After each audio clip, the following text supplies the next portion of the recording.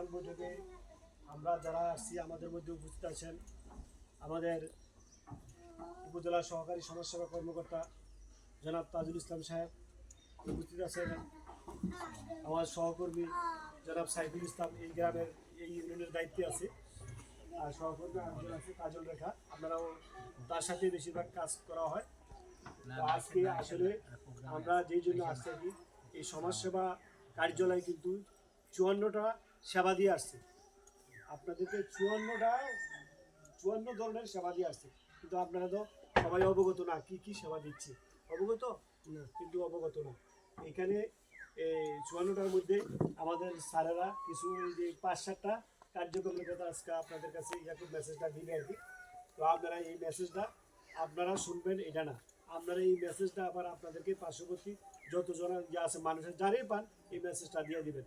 যেমন আমাদের এই যে বয়স্ক ভাতা পান না, বিধবা ভাতা পান না, এইগুলা, এরপরে আপনার একটা পরিবারে থাকতে হলে কাজের একটা পরিধি আছে, হ্যাঁ, আমরা স্বামী স্ত্রী আছি বা আমাদের ফ্যামিলি আছে, কাজের বন্টনটা, পরিবার কিভাবে ভালো থাকবে, পরিবার কিভাবে শান্তি আসবে, আমরা একে অপরকে সমন্বয় করলে, এইগুলো নিয়ে আলোচনা আজকের আলোচনাটা।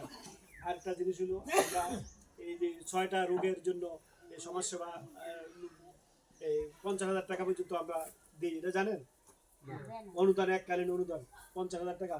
যেমন যদি কেউ ক্যান্সার, কিডনিতে সমস্যা, হ্যাঁ, স্ট্রোকে প্যারালাইজ, থ্যালাসেমিয়া, জন্মগত হৃদরোগ, হ্যাঁ, এরকম 6টা রোগ আছে। যদি এরকম রোগ থাকে তা আমাদের অফিসে যোগাযোগ করেন, আমরা এই 6টা রোগের জন্য 50,000 টাকা এককালীন দিই, ঠিক আছে? হ্যাঁ, মানে যদি কোনো ইয়ে থাকে, রোগের কথা বলছি, এই 6টা রোগের মধ্যে একটা রোগও থাকে, আপনি এটি আওতায় আসবেন, ঠিক আছে?